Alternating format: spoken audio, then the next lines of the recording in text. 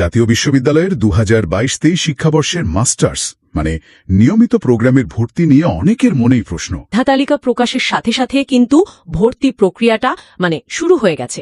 আর এখানে সবচেয়ে জরুরি হলো একটা নির্দিষ্ট সময় দেওয়া আছে, তার মধ্যেই সব কাজ শেষ করতে হবে। একটু ভুল বা দেরি হলেই কিন্তু সমস্যা।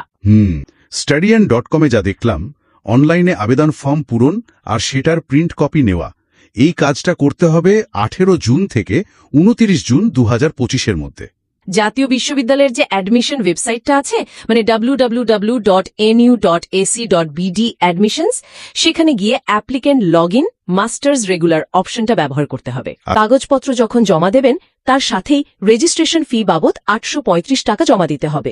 জমা দেওয়ার জন্য কলেজ থেকে বলে দেওয়া হবে, হয় কলেজের নির্দিষ্ট কোনো ব্যাংক শাখায় জমা দিতে হবে, অথবা কলেজ কর্তৃপক্ষ যদি কোনো মোবাইল ব্যাংকিং পদ্ধতির অনুমোদন দিয়ে থাকে সেভাবেও দেওয়া যেতে পারে।